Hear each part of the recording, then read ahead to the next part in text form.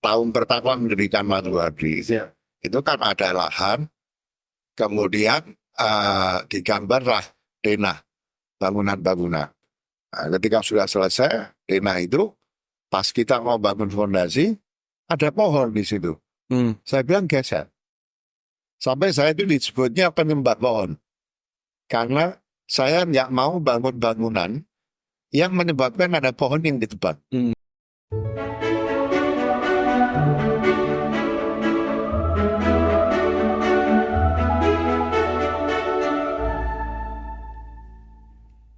Teman-teman, kembali lagi di podcast Simbiosis dengan saya, Ahyar Rashid, yang akan memandu podcast ini. Tentunya semakin hari semakin seru dan semakin hari semakin berkualitas kita dalam berdiskusi. Pak Haidar Bagir merupakan Presiden Direktur Mizan Group dan penulis. Beliau juga pendiri Sekolah Lazuardi yang sangat terkenal. Kalau kita mengenal Islam peradaban yang dipopulerkan oleh Nurholis Majid atau Cak Nur, dan Islam progresif oleh Dawam Raharjo, maka Pak Haidar Bagir konsisten mempromosikan paradigma Islam cinta. Pak Haidar Bagir sudah tidak asing lagi di dunia intelektual Islam Indonesia. Beliau bahkan berkali-kali terpilih sebagai salah satu dari 500 tokoh muslim paling berpengaruh di dunia. Beliau bicara tentang filsafat, tasawuf, dan yang paling terkenal adalah Islam cinta. Selamat datang, Pak Haidar. Terima kasih sudah diundang. Sama-sama Pak, kita terhormat dan juga sangat bangga dan bahagia. Lebih senang lagi ketemu anak-anakku dan Ya, terima kasih sama Pak. saya kan generasi lewat sudah. Waduh, tetap Bapak sebagai guru kita, yang kita juga penikmat tulisan-tulisan beliau, buku-buku beliau. Sibuk apa sekarang Pak? Sekarang macam-macam, kalau bisnis sudah lebih banyak perusahaan-perusahaan strategi, special development. Lebih banyak saya di bidang sosial, saudara. Baik. Menulis juga, dan ya banyak berhubungan dengan teman-teman muda, kaderisasi, yang lain sebagainya. Luar biasa, jadi masih terus membina dan mempersiapkan generasi penerus ya Pak ya. Ya, teman-teman, kita hari ini akan banyak berdiskusi soal sufisme hijau Haidar Bagir dan paradigma Islam cinta lingkungan. Pak, ada satu anekdot yang saya pernah lihat dalam satu forum diskusi. Ada orang bertanya kepada narasumber, Pak, Iya. kenapa agama-agama seperti Islam dan Kristen ini cenderung tidak peka dengan lingkungan hidup? Narasumber itu jawab, ya karena keduanya agama langit, agama samawi, jadi susah membumi. Nah, anekdot itu seolah-olah menyindir kita sebagai umat beragama, Pak, yang fokus pada hablum minallah dan hablum minanas. Tapi masih defisit soal hablum minal alam, yakni hubungan antara manusia dengan lingkungan hidup. Menurut Bapak, bagaimana meningkatkan kesadaran kita, Pak, menjaga lingkungan hidup kita, dan bagaimana agar wacana hablum minal alam ini bisa diterima oleh banyak umat muslim khususnya? Ya. Sebetulnya kalau di dalam Islam itu terlalu jelas bahwa alam semesta itu disebut sebagai tanda-tandanya Allah. Di dalam Al-Quran kan dikatakan, kami akan tunjukkan tanda-tanda kami ya di fil afati wa fi anfusihim, di alam semesta ini dan pada diri mereka. Nah, jadi disebutkan bahwa alam itu wadah tanda-tandanya Allah.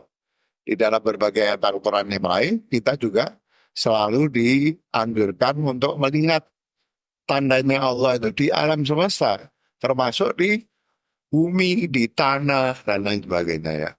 Nah, persoalannya kadang kita ini lebih banyak berpikir bahwa agama itu urusan legalisme, urusan hukum, urusan halal haram, ya.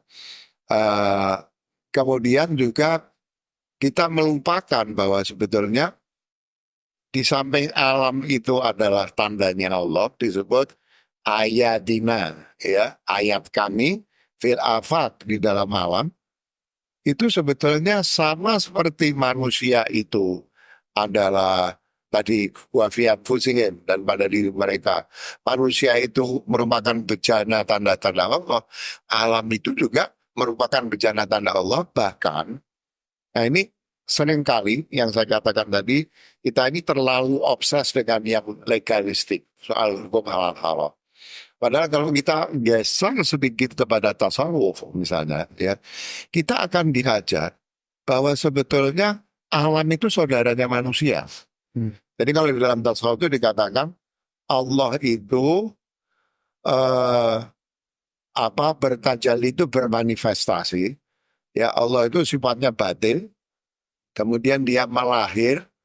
Nah melahir itu menghasilkan alam. Alam itu cerminannya Allah. Manusia itu cerminannya Allah. Alam itu cerminannya Allah. Ya. Dan wujudnya itu, beingnya istilahnya. Alam sama manusia itu sama. Kalau dalam tasawuf itu dikatakan bahwa manusia itu disebutnya sebagai alam sohir. Alam semesta kecil. Alam itu disebutnya insan kabir. Manusia dalam skala besar. Jadi sama itu. Kalau di dalam tasawuf itu, kalau kita bisa melihat hakikat alam sama hakikat manusia itu sama. Bahkan kalau nanti penelitian saintifik sudah bisa menunjukkan cara beroperasi alam dan cara beroperasi umat manusia itu sama. Ya. Itu satu. Nah, di dalam tasawuf yang mungkin sebagian orang akan terkaget-kaget, itu ada seorang sufi besar namanya Ibn Arabi. Dia itu mengatakan begini, di dalam buku dia yang merupakan masterpiece-nya, judulnya Fususul Hikam. Ya, dia mengatakan begini, itu ada ayat Al-Quran bunyinya begini. Wa qadha rabbuka alla ta'budu illa iyyah. Dan Tuhanmu biasanya diterjemahkan begini. Dan Tuhanmu telah memerintahkan agar kamu tidak menyembah kecuali menyembah dia, menyembah Tuhan. Tapi sufi ini tanpa mengubah teks Al-Quran, dia sama wa qadha rabbuka alla ta'budu illa iyyah. Nah, dia mungkin terlalu detail, tapi saya singgung saja. Qadha itu kalau menurut dia ada yang disebut qadha tasyri'i, perintah, dan Tuhanmu telah memerintahkan agar kamu tidak menyembah kecuali menyembah dia. Tapi ada namanya qadha takwini yang berkaitan dengan hukum alam. Itu dia menafsirkan ayat yang sama itu begini.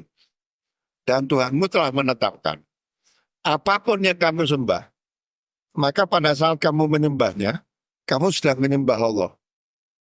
Kemudian dia jelaskan dalam bukunya, orang itu kalau ada yang nyembah batu, nyembah pohon, itu sebetulnya dia bukan nyembah batunya, dia nyembah Allah yang ada di batu itu. Dia nyembah Allah yang ada di pohon itu. Karena setiap bagian alam itu namanya madhar. Madhar itu lokus dari tadi manifestasinya Tuhan. Di dalam pohon itu ada manifestasinya Tuhan. Di dalam batu itu ada manifestasinya Tuhan. Jadi merusak pohon, merusak batu, itu seperti merusak bejana yang di dalamnya ada tanda-tanda Tuhan itu. Ayat Tuhan itu bukan hanya di dalam Al-Quran, tapi ada di dalam alam. Nah, kalau kita mau geser sedikit dari legalisme halal haram, kita akan tahu bahwa alam itu di dalam ajaran Islam tidak kurang dilihat sebagai tanda-tandanya Tuhan. Karena itu ya tidak boleh dirusak. Ya. Baik.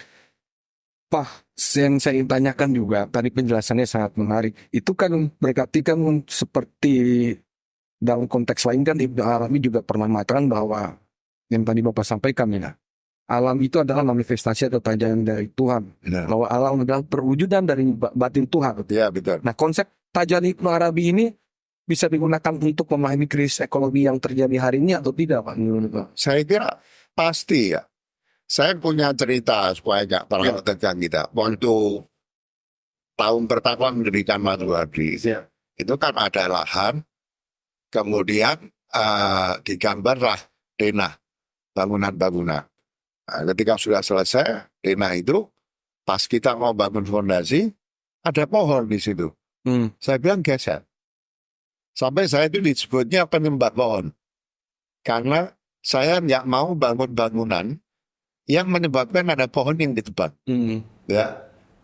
Sampai sekarang di yayasan kami itu penebangan pohon harus dapat approval ketua yayasan. Ya.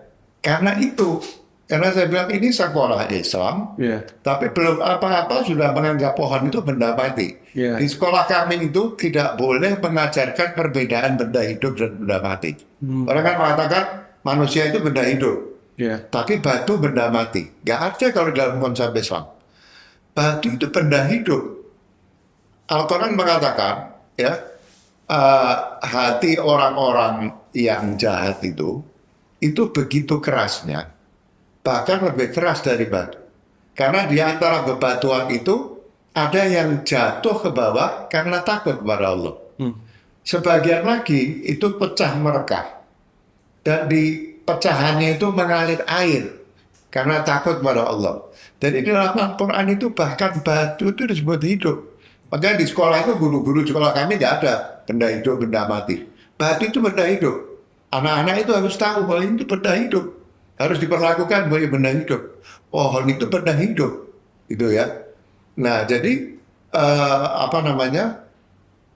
terkait dengan yang tajalli tadi, itu kalau orang menyadari tentang soal ini, seperti tadi anekdot yang saya ceritakan, bahkan nggak mau kita itu nebang pohon. Itu ada monumennya di sekolah kami itu, bangunan yang kami geser. Karena kalau nggak digeser, pohon harus ditebang. Dan kalaupun ada pohon yang sudah tua, itu biasa kami datangkan ahli untuk memastikan bahwa pohon itu tidak tertolong.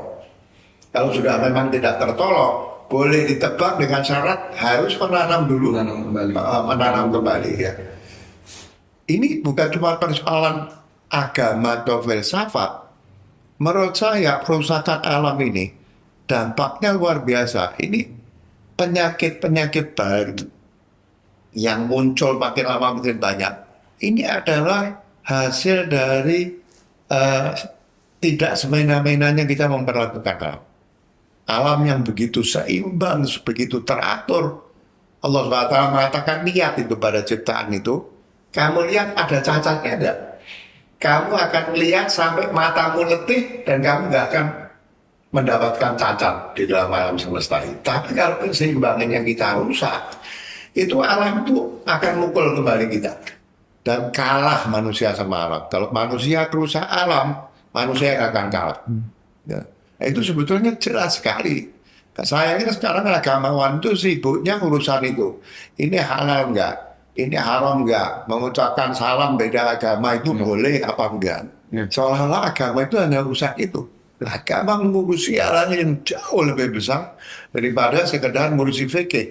Saya nggak bilang fikih itu tidak penting, tapi ada banyak aspek agama lain yang diabaikan sehingga akibatnya seperti sekarang ini. Saya ngeri betul kalau lihat cara orang memperlakukan alam ini. Ini akan terjadi katastrofi besar kalau orang tidak segera menyadari bagaimana manusia telah memperkosa alam itu sekarang. Lalu Pak, setelah era pencerahan atau Renaissance kan muncul paradigma bahwa manusia adalah pusat alam semesta atau disebut dengan antroposentrisme. Konsekuensinya tadi adalah segala hal selain manusia cenderung dianggap sebagai objek. Mungkin tadi Bapak menjelaskan bahwa ada benda mati dan benda hidup. Nah, sehingga lingkungan hidup pun dianggapnya sebagai objek kan begitu. Karena dianggapnya sebagai benda mati dan itu memang tertanam dalam pikiran kita sejak kecil Pak ya. Nah, jadi menurut Bapak masih relevan tidak Pak paham antroposentrisme ini? Ya, jadi begini problemnya. Satu, antroposentrisme. Kedua, di kalangan agama itu kadang-kadang ini dibenarkan dengan ayat-ayat Al-Quran yang mengatakan Allah menundukkan ya segala sesuatu di luar manusia itu kepada manusia, ya kepada manusia. Nah, masalahnya menundukkan itu kan begini. Jadi misalnya kita punya anak buah di perusahaan. Betul bahwa kita atasannya anak buah ini. Tapi bolehkah kita berlaku tidak semena-mena pada anak buah kita? Kan nggak boleh. Nah, manusia itu disebut khilafah. Allah SWT disebut Rabb, Ar-Rabb. Ar-Rabb itu artinya yang merawat.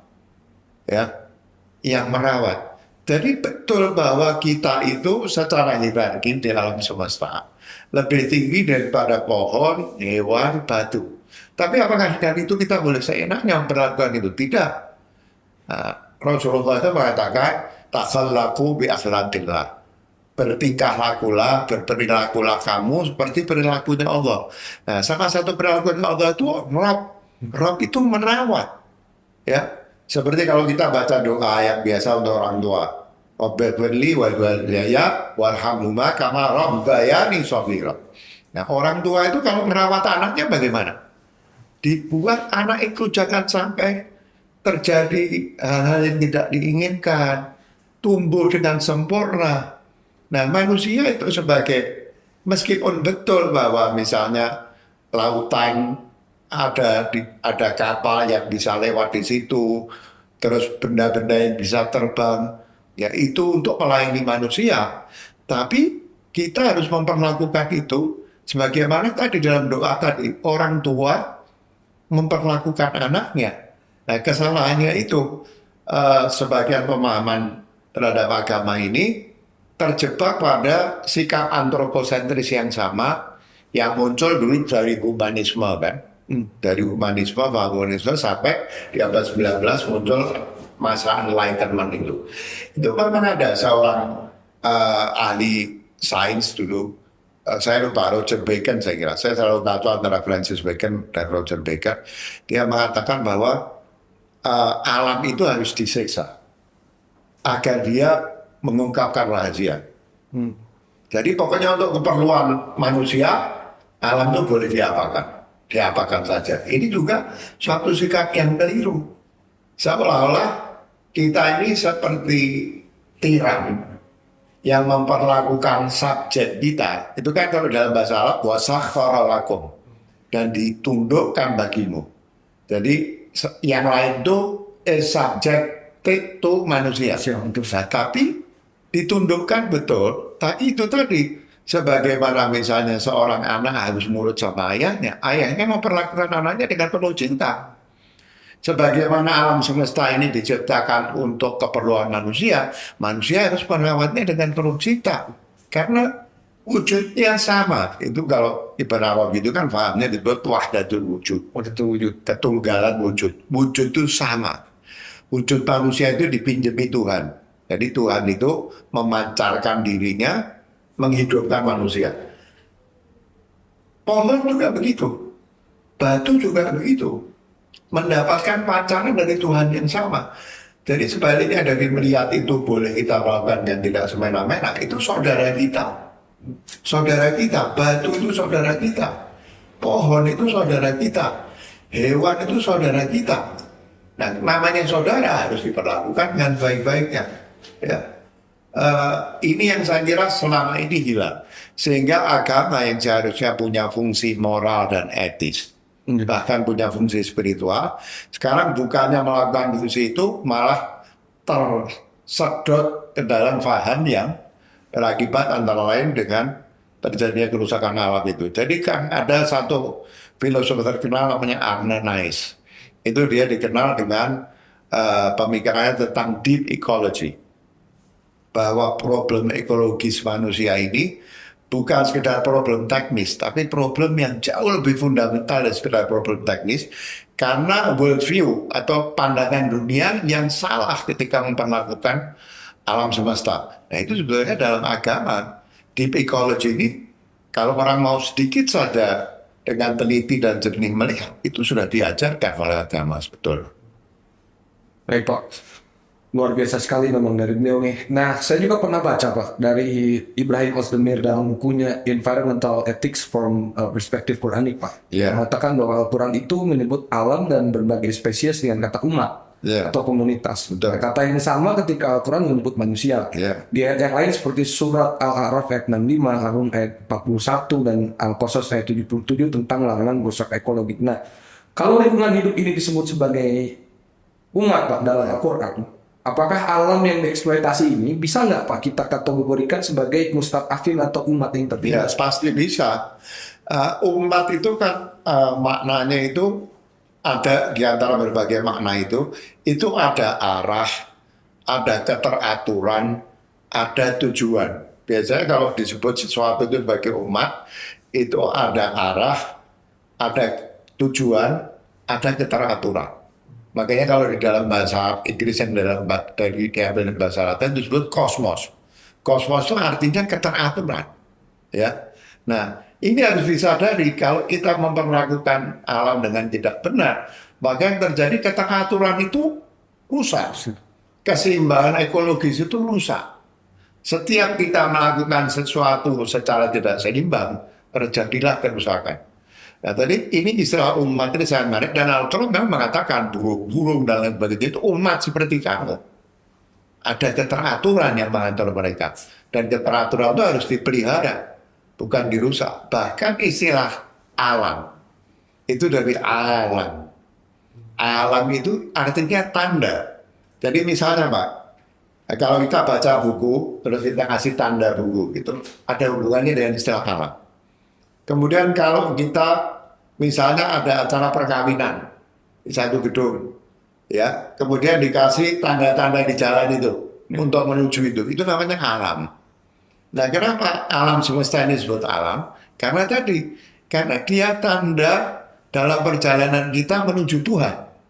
Makanya disebut alam. Alam itu adalah istilahnya milestone yang menunjukkan kepada kita kalau kamu mau jalan ke Tuhan, kamu lihat tanda-tandanya pada alam. Makanya di dalam Al-Quran disebut ayat, tanda. Kemudian istilahnya alam, tanda lagi. Jadi ini ada banyak hal yang akan menjadikan manusia rugi kalau alam ini dirusak. Satu, tanda jalan mau dirusak. Ya pasti tersesat kita. Kedua, alam itu akan memukul balik. Karena dia satu keteraturan yang hidup. Alam itu organisme yang hidup. Ya. Kalau dia dirusak dengan satu dan lain cara, dia akan melawan. Nah, inilah saya ngomong gini itu prihatin betul karena approach yang dibilang approach developmentalis ini, ya, membangun itu jelas boleh, tapi cara membangun seperti sekarang, dan ini bukan hanya perusahaan misalnya dalam penambangan, termasuk dalam merencanakan jalan, merencanakan tata kota, ya, itu harusnya persoalan-persoalan ini mendapatkan perhatian yang khusus, karena kalau enggak nanti yang menanggung siapa? Anak cucu kita. Betul. Ya. Tadi kan Bapak udah nyinggung soal developmentalis ya, jadi memasang pembangunan dengan lingkungan. Soal keadilan ekonomis juga tadi Bapak juga singgung. Nah, kan yang sering kita dengar dari wacana-wacana teknokratis itu adalah bahwa pembangunan dengan lingkungan itu harus seimbang, Pak. Nah, tadi juga Bapak sampaikan bahwa tanda-tanda alam. Nah, dalam kacamata praktis, Pak, pandangan Bapak gitu ya, terkait dengan pembangunan dengan lingkungan ini harus seimbang. Ini batasannya itu sampai mana, Pak, secara dasar gitu ya. Selain memang Bapak tadi cerita tentang pengalaman, Pak, ya. Iya. Nah, apakah kita harus tunggu dulu tanda-tandanya, ataukah memang secara nurani kita bisa tahu nih apa yang harus kita lakukan ketika membangun dengan menyeimbangkan itu gitu. Ya, mestinya memang sains harus dilibatkan di dalam soal ini, ya. Tapi kan kira-kira selama ini kan sudah ada itu misalnya AMDAL, ya. Pertama aturan-aturan yang terkait dengan AMDAL itu harus terus direvisi. Tapi yang lebih penting lagi adalah bagaimana AMDAL itu benar-benar diterapkan. Itu satu, ya. Yang kedua, dan ini problem yang sangat complicated. Peradaban kita ini arahnya sudah keliru. Peradaban kita ini adalah peradaban yang selalu mengejar keberlimpahan. Makin lama makin banyak, makin lama makin banyak. Dulu saya masih kuliah di ITB tahun 77. Itu terbit sebuah buku yang sampai detik ini masih berpengaruh dalam pikiran saya. Judulnya Small is Beautiful. Penulisnya E.F. Schumacher. Dia seorang filosof. Dia menulis buku juga judulnya A Guide for the Perplexed. A Guide for the Perplexed itu adalah filsafat dia yang menjadi dasar dari buku Small is Beautiful itu. Dia bercerita bahwa seharusnya, tapi ini menjadi makin sulit karena manusia sudah tidak terkendali. Itu harusnya pembangunan itu bukan mengejar pertumbuhan tanpa batas. Ya, sekarang misalnya suka dikasih contoh. Saya sendiri belum pernah ke sana, ingin ke sana, tapi sekarang sudah mulai berasa capek. Misalnya Bhutan itu, negeri seperti Bhutan itu kan memperkenalkan apa yang disebut Gross Happiness Index. Jadi bukan hanya gross domestic product dan lain sebagainya, dia memperkenalkan salah satu tujuan itu Gross Happiness Index. Nah, Gross Happiness Index itu pasti berhubungan dengan persoalan ekologis ini. Ya. Nah dulu waktunya Schumacher menulis buku itu, dia kalau nggak salah menggunakan negara, sekarang nama negaranya sudah ganti ya, apa Kamboja atau apa gitu ya. Saya lupa Kamboja atau Laos atau Burma kalau nggak salah, Burma. Ya Burma. Dia bercerita pada waktu itu Burma itu sempat menerapkan prinsip agama Buddha. Kita kan bicara tentang ekologi dan agama. Dan di dalam prinsip agama Buddha itu dikatakan bahwa eh, yang penting dalam hidup itu bukanlah keberlimpahan material, ya, tapi ketenangan, ketentraman, kebahagiaan. Nah ini harusnya masuk. Tapi seperti di negeri kita kan didukung oleh Bank Dunia dan lain sebagainya, yang dikejar selalu pertumbuhannya berapa. Misalnya sekarang Bank Dunia sudah mengeluarkan satu observasi yang saya nggak yakin sama sekali menurut saya sebagai orang Indonesia melihat keruwetan politik sekarang, kata Indonesia masih akan tumbuh dengan 5,1%. Tapi salahnya tuh tumbuh, nah, ya tumbuh. Nggak, orang lupa, nggak usah bicara negeri. Kita aja sebagai manusia, apa iya sih kita ini butuh apa namanya keberlimpahan material tanpa batas? Saya kebetulan menulis buku tentang kebahagiaan, itu sudah menjadi satu apa namanya satu pernyataan yang tidak terbantahkan bahwa harta itu hanya memberikan pengaruh kepada tingkat kebahagiaan kita. Itu sampai batas tertentu. Misalnya gini, sekarang itu orang kalau pendapatannya masih kurang dari 20 juta, misalnya saya standarnya mungkin 2 juta, itu pada saat itu, tambahan pendapatan itu berpengaruh terhadap kebahagiaan. Tapi begitu kita melewati batas itu, sudah nggak ada pengaruhnya soal kebahagiaan. Bahkan kalau kita salah memperlakukan harta, ngejar harta, yang akan terjadi kecewa kalau nggak dapat, ya, maling, korupsi, ngerampas hak orang, itu antitesisnya kebahagiaan. Negara itu juga begitu. Kalau orang-orangnya kayak sekarang ini, berlomba-lomba sekarang keluar sosmed, artificial needs, kebutuhan-kebutuhan yang artifisial buatan dibiarkan terus orang cari uang untuk beli sesuatu yang sebetulnya dia nggak butuhkan. Dulu ada seorang ekonom besar namanya Thorsten Veblen. Buku dia itu judulnya saya lupa kayak leisure gitu ya. Bacanya sudah lama sekali. Dia bilang begini. Nggak apa-apa ya, sedikit agak panjang ya. Nggak apa-apa, Pak. Dia bilang begini, orang itu, ini ditulisnya tahun 30-an atau 40-an. Dia bilang, makin orang makmur, dia akan makin punya waktu leisure, waktu santai, kata dia.